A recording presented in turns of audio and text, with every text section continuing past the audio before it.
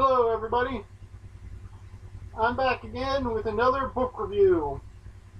This time I'm going to talk about a novelization. Not a movie or TV one like usually. This is a novelization of one of my favorite graphic novel series.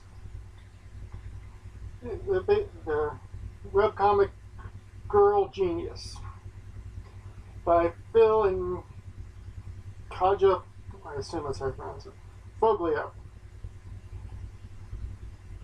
Yeah, this is the second volume in the series I'm going to talk about because I read the first one a few years ago and I'm trying to do reviews of each one I've read, each book as I read it. First book was called Agatha H in the Airship City. This one is Agatha H in the Clockwork Princess.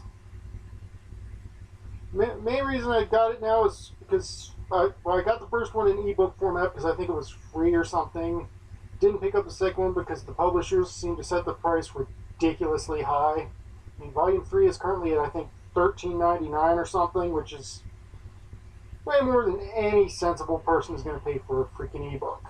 Especially since the print book is only like $2 more. And even that's a little high for a paperback. But anyway, this time the volume 2 finally went on sale down to $1.99 earlier this week, so picked it up. And now I'm going to review it. It's the collection of the 4th, 5th, and 6th volumes of the webcomic. Now why don't you listen to part of the first chapter to see what you think. The little airship was losing altitude fast. Agatha could see the wild pine forests and mountain outcrops growing even closer, and this worried her. She had guessed that her quick patch job wouldn't hold for long, but she had hoped it would last long enough for the stolen ship to get her over the mountains before nightfall. Now she wasn't so sure. She aimed towards a promising gap in the peaks, then locking the wheel so the course would hold, killed the engines. She turned to the center of the gondola and tugged at a likely ring in the floor, stumbling backwards slightly as the heavy hatch first stuck, then swung open as if spring-loaded. She quickly scanned the mechanism it revealed, humming softly to herself. Then she dragged a leather roll of tools to her side, flipped it open with a deft movement, and began to work. She wasn't even sure what mountains they were, or where she was exactly. She knew she was traveling east, toward the sun, rising behind the peaks. Agatha had been insensible on the trip from her home in the university town of Heidelberg to the great airship city of Castle Wolfenbach. She now realized with some annoyance that in all the time she'd spent on the Castle Wolfenbach, she had never bothered to discover the present location and route of the gigantic airship as it continued its endless patrol of the Wolfenbach Empire. This morning's escape could have begun practically anywhere over Europa. Well, she thought as she slammed the hatch and restarted the engines, it hardly mattered at the moment. Putting the mountains and their turbulent air currents between herself and any pursuit seemed like her best shot at escape. Once on the ground, she could worry about where she was. For now, anywhere but Castle Wolfenbach was her goal. Okay. Yeah, they're pretty good writers. I mean, yeah, they specialize in webcomics, but they're not too bad in print and prose either. Now, to get a sense of what this is about, first you need the backstory, I guess, since I didn't review the first book in the series. In fact, even if I was reviewing that, you'd still need some backstory and some of the terms. I mean, first off, it's set in this sort of alternate history of Europe. I'm not entirely sure when. I assume vaguely 19th century. This is vaguely sort of like steampunk, only without the punk. I know Foglios like to refer to it as gaslamp fantasy. It's basically around the same time period, same sort of thing. There's people called sparks who are basically mad scientists who are super smart and can build all kinds of crazy inventions. And there's been several historical spark families. One of the most notable would be the heterodynes, who were traditionally very bad sorts who ran around trying to conquer everybody and making monsters to run amok for laughs. But then the most recent generation of them was Bill and Barry Heterodyne, who became like world's greatest heroes, and everybody loved them. And they pretty much managed to completely restore their family's honor. And then they mysteriously disappeared. Shortly after they disappeared, a strange force known as the Other appeared. It started to take over people's minds and laid siege to Europa.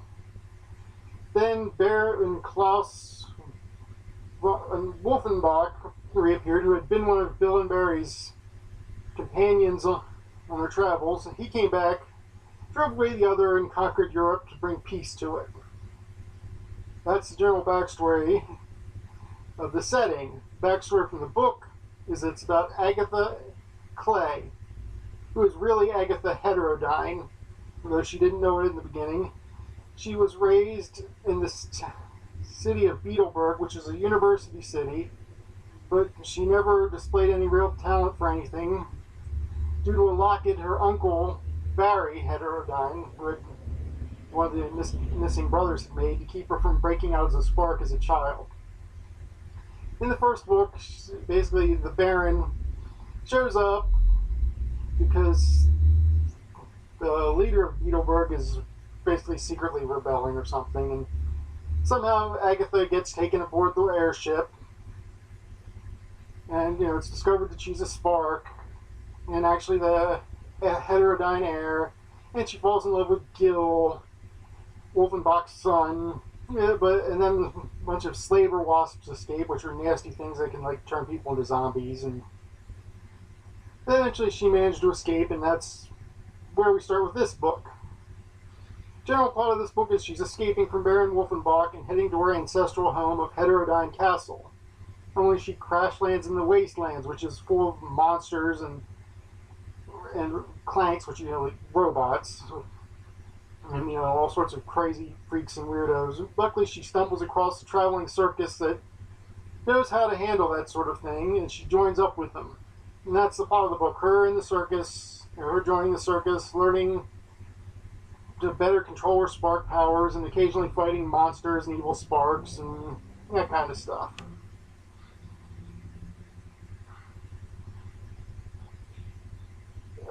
Basically, yeah, it's a really good story. I love Girl Genius is pretty much my favorite webcomic, and in some ways, I think the print volumes, prose volumes, are even better than the comic version, because you get a little more detail here and there, which tends to make things easier to understand in spots. There are a few problems here and there. And, I noticed a couple of minor spelling errors in the book, but not too many. But to be honest, these days you notice that in just about every book, because most publishers don't seem to spend as much money editing as they should. It's a really fun adventure novel. Though I would definitely recommend if anybody actually wants to read this series, they pick them up in print instead of ebooks, because, like I said, the ebook volumes are way too expensive. I wish I had picked them up in print first, because I have this weird thing where if I'm reading it in ebooks, I don't like to get the next volumes in print, although I have done it occasion, and in this case I might very well do that if I can get a cheap used version. Because I definitely want to read the next volume if I can. Because, like I said, I love this series. The only real problem, like I said, is the price for the ebooks. And even the print volumes seem to be a little overpriced, which is why I'd recommend getting them used. Now, like I said, I recommend this book to people who like, I guess, steampunk or fantasy, or things with mad scientists. It's not really punky like steampunk, but it's, same general sort of thing. And it's a really good book. Rating wise, I'd give it an A. It's a great series, great novelization of one of my favorite webcomics, and a great story. Just a few minor problems here and there. And also, I gotta admit, it's one of those books that has a lot of footnotes, which is something I always like, because these are the humorous style footnotes. And it actually works fairly well in the Kindle version, unlike some other books that do that. I assume it works very well in print too, because it's print. And that's all I really have to say about that. If you like this video, please click subscribe or watch some of my older videos. If you think the book I reviewed sounds interesting, buy a copy. There are always links to the Amazon store in the description for this book and any other books I mentioned. If you have any suggestions on other books I could read, or any other comments, queries, insults, or anything else you want to say, please feel free to mention it in the comments section.